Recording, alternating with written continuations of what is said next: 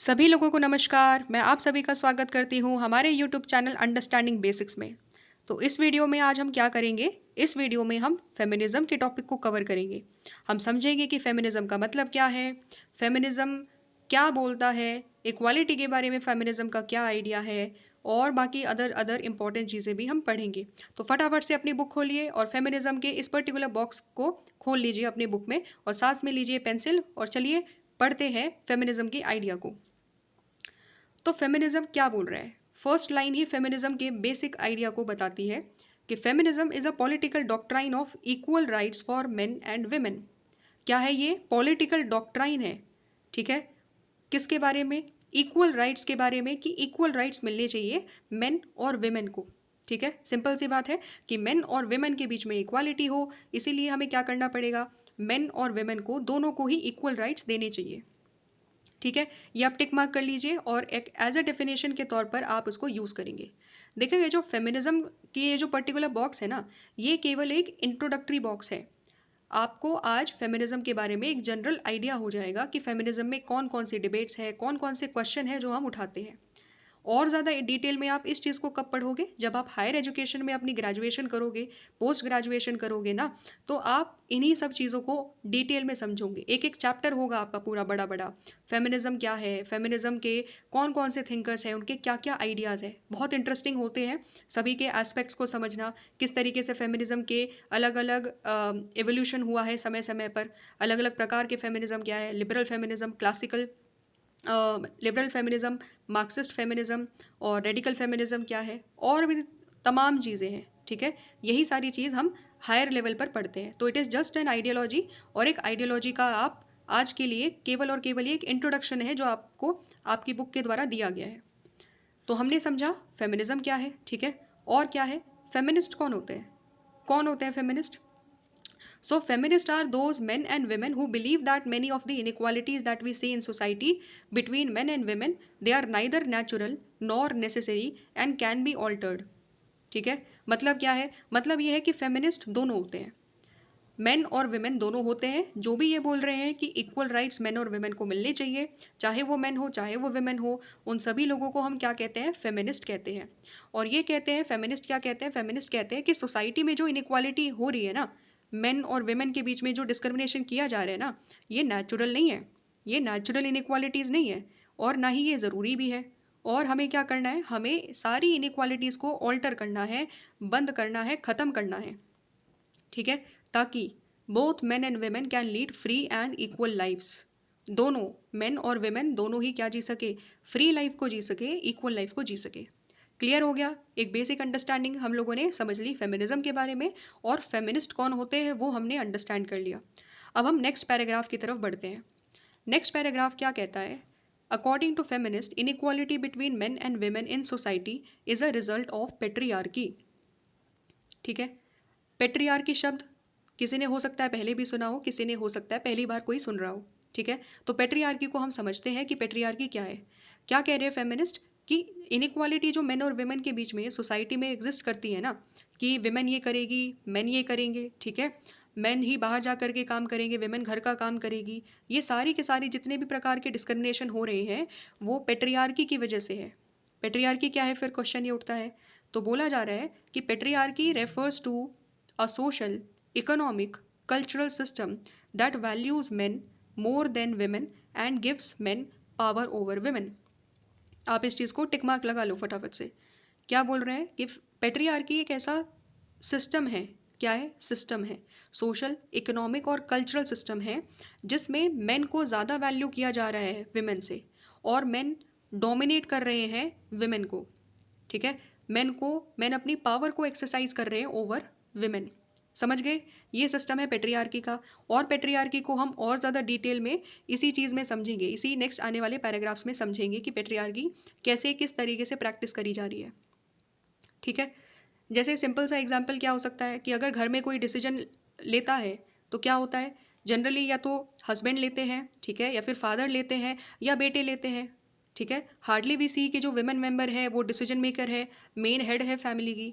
ठीक है, ऐसा नहीं है कि होता नहीं है, बट हार्डली है, बहुत ही कम है। क्यों है? क्योंकि पेट्रियार्की है। ऐसा माना जाता है कि भाई कोई डिसीजन लेगा तो केवल मेल लेंगे। ठीक है, ये चीज़ है, ये रिप्रेजेंट करती है पेट्रियार्की को। समझ में आ गई?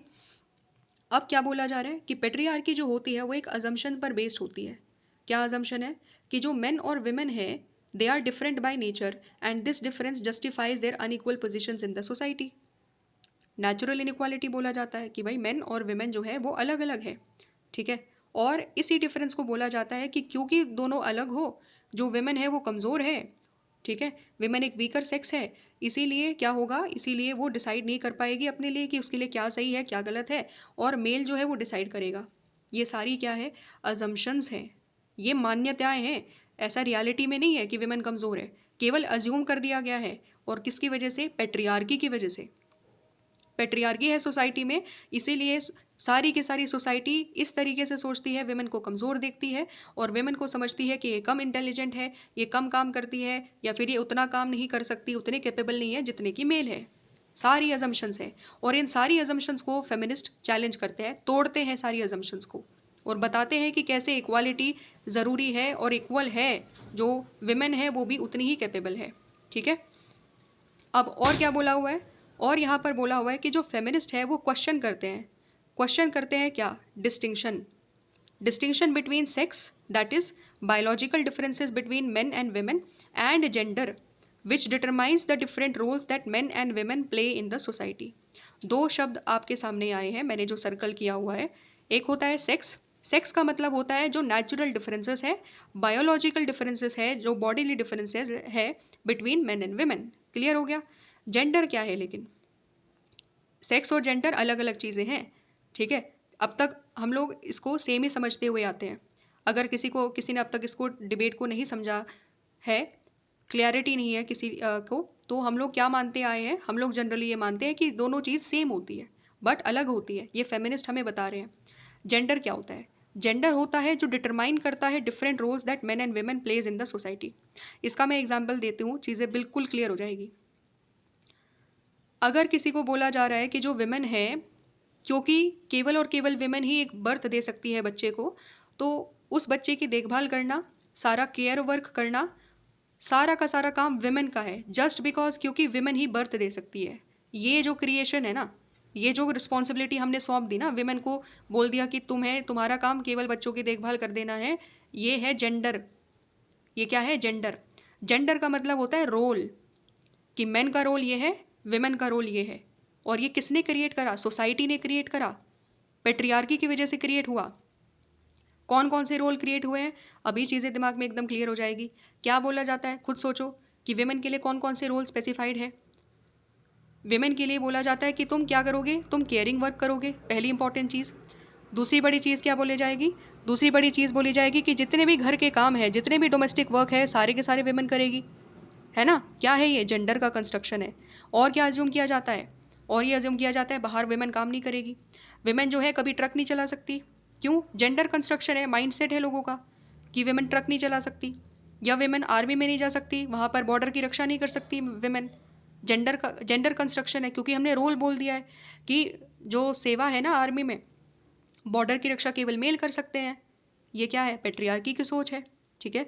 और विमेन पॉलिटिक्स में नहीं जा सकती, पॉलिटिक्स जो है वो केवल मेल का ही काम है। सारे के सारे ये जो रोल हमने डिस्टिंक्शन कर दिए, ये मेल का रोल है, ये विमेन का रोल है, ये सारा कंस्ट्रक्शन सोसाइटी का कंस्ट्रक्शन है। और इसी कंस्ट्रक्शन को हम कहते हैं gender. Gender is the role जो हमने विमेन और मेन के बीच में डिस्टिंक्शन कर दिया। और क्या क्या जेंडर है? ये हम बोलते हैं ना कि जो जो मेन है, जो जनरल सोसाइटी में माना जाता है कि जो मेन है वो घर का काम नहीं कर सकते, ठीक है, उनके लिए घर का काम नहीं बना है, वो खाना नहीं बना सकते, ठीक है, उनके खाना बनाने का काम केवल विमेन का है, कपड़े धोने का काम केवल विमेन का है, ठीक है। ये जो सारी अवधारणाएं हैं ये क्या है? जेंडर का पर्सपेक्टिव है ये, ठीक है। समझ गए कि सेक्स एक अलग चीज़ हो जाती है, वो नेचुरल डिफरेंस है, लेकिन जेंडर है जो सोसाइटी ने क्रिएट करा है। और इसी चीज़ की वजह से क्या है, फेमिनिस्ट हमें ये बताते हैं कि inequality between men and women is produced by society and not by nature. यही बार बार फेमिनिस्ट बता रहे हैं, हर चीज़ को चैलेंज कर रहे हैं फेमिनिस्ट, हर तरीके से देख रहे हैं कि कहाँ विमेन के साथ डिस्क्रिमिनेट किया जा रहा है, उसके किसके बेसिस पर? जेंडर के बेसिस पर, कि विमेन को एजुकेशन नहीं देनी चाहिए क्योंकि उनको तो एक टाइम के बाद शादी करके घर में ही बैठना है। जेंडर का कंस्ट्रक्शन है ये, और इसी चीज़ को फेमिनिस्ट क्या कर रहे हैं? चैलेंज कर रहे हैं, ठीक है। इसके बाद लास्ट पैराग्राफ में क्या दिया हुआ है, patriarchy produces a division of labour by which women are suppose to be responsible for private and domestic matters. और जो मेन है वो किसके लिए रिस्पॉन्सिबल है, men are responsible for work in the public domain. बहुत सिंपल है, reading करते ही समझ में आ गया कि जो डिवीजन ऑफ लेबर है वो हमने कैसे कर दिया, हमने ये बोल दिया कि जो प्राइवेट काम है, जो घर का काम है, जो डोमेस्टिक मैटर है, सारे विमेन देखेगी, और जो बाहर के काम है, पब्लिक डोमेन के काम है, ठीक है, बाहर का जितना भी काम है, चाहे पॉलिटिक्स में पार्टिसिपेट करना हो, चाहे सर्विसेज करना हो, चाहे कोई भी बाहर का काम करना हो, वो सब पब्लिक डोमेन है। और वो कौन संभालेगा, वो मेल संभालेगा। ये किसकी वजह से हुआ, पेट्रियार्की की वजह से हुआ। लेकिन फेमिनिस्ट ने क्वेश्चन करा इसी चीज़ को। फेमिनिस्ट क्या बोलते हैं, ये बोलते हैं कि आज के टाइम में women are also active in the public domain. ठीक है, पहले हुआ करता था कि घर में ही केवल महिलाएं काम करती थी, आज तो महिलाएं बाहर भी जा करके काम कर रही है। तो विमेन भी आज के टाइम में पब्लिक डोमेन में जा चुकी है। और क्या बोल रहे हैं वो लोग, और ये बोल रहे हैं कि women all over the world are employed in some form of work outside the home, but women continue to be solely responsible for the housework as well, and this is what is called double burden। Feminist इसी चीज़ को double burden बोलते हैं। बहुत important शब्द है, ठीक है। क्या बोला जा रहा है, डबल बर्डन। ये बोला जा रहा है कि जब ऑलरेडी विमेन को डिस्पाइट दैट कि विमेन बाहर भी जा कर के काम करती है, उसके बावजूद भी ये बोला जाता है कि घर का काम तो केवल तुम ही करोगी, कोई और नहीं करेगा, मेल तो करेगा ही नहीं, ठीक है, तुम्हारा बेटा तो करेगा ही नहीं, ना तुम्हारा पति करेगा और ना ही तुम्हारे पिता करेंगे, केवल तुम ही करोगी। ये क्या है, ये सेग्रीगेशन है। और इस सेग्रीगेशन की वजह से विमेन को क्या फेस करना पड़ रहा है, डबल बर्डन। घर का काम तो है ही, डोमेस्टिक मैटर्स तो है ही, पब्लिक डोमेन में भी काम करना है, ऑफिस में काम करके आना है, सब कुछ वहाँ पर निपटाना है, वहाँ के साथ साथ में आकर के सारी घर की जिम्मेदारी भी उसी की है। ये क्या है, डबल बर्डन है। और फेमिनिस्ट इसी चीज़ को चैलेंज करते हैं।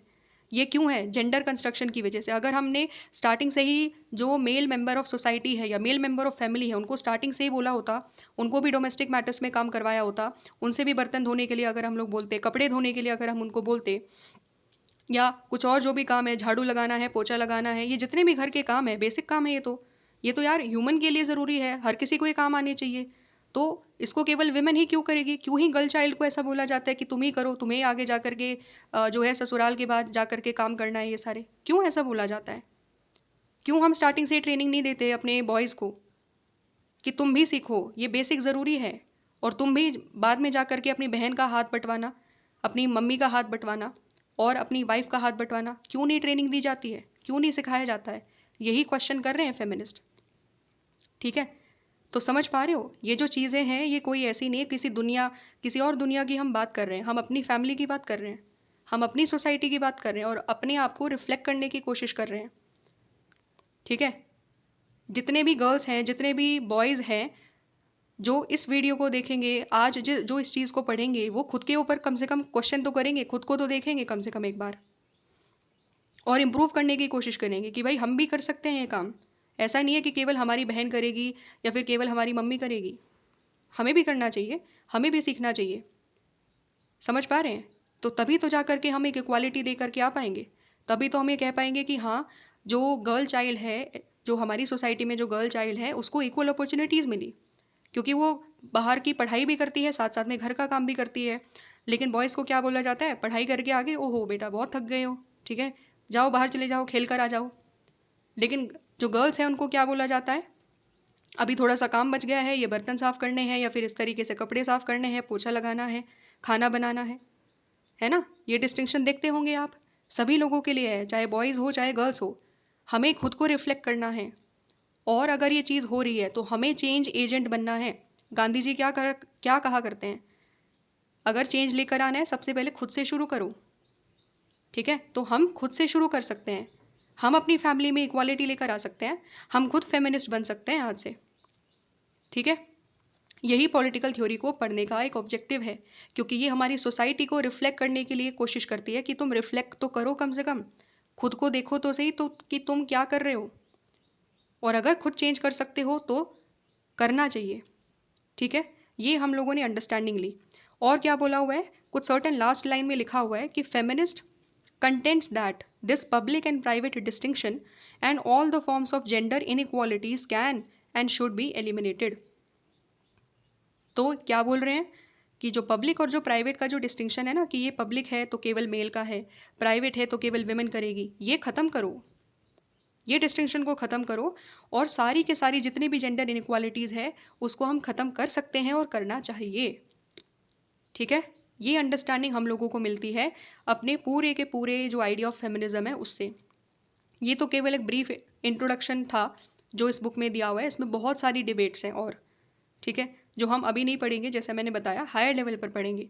बट जो भी पढ़ेंगे वो हमें एक अच्छा इंसान बनाने की कोशिश करेगा, एक ऐसा इंसान जो देखेगा कि अगर मेरा जेंडर है तो दूसरे जेंडर के साथ हम इक्वल तरीके से ट्रीटमेंट करें। उस चीज़ के प्रति हमें देखना है, मेल विमेन को रिस्पेक्ट करे और जो विमेन है वो मेल को भी रिस्पेक्ट करे। ये इक्वालिटी ऑफ सोसाइटी, ये जो इक्वालिटी है वो हमारी सोसाइटी को अच्छा बनाएगी। ठीक है, सो आई होप आपको एक अंडरस्टैंडिंग मिली होगी। हमने बहुत अच्छे तरीके से एग्जाम्पल्स के साथ खुद की लाइफ से जोड़ करके चीज़ों को देखा कि फेमिनिज्म क्या है, किस तरीके से फेमिनिज्म हमें इम्प्रूवमेंट के लिए बोलता है। ठीक है, और इक्वालिटी की बात करता है बिटवीन मेन एंड वेमेन। ठीक है, आई होप आपको अंडरस्टैंडिंग मिली होगी। और अगर आपको वीडियो अच्छी लगी, सो एक्सप्लेनेशन अच्छा लगा फेमिनिज्म का, so please do like, subscribe and share this particular video, ताकि एक अवेयरनेस जनरेट हो पूरी सोसाइटी में। ठीक है, मिलते हैं नेक्स्ट वीडियो में, उसमें हम नेक्स्ट टॉपिक को करेंगे। तब तक सभी लोगों को नमस्कार।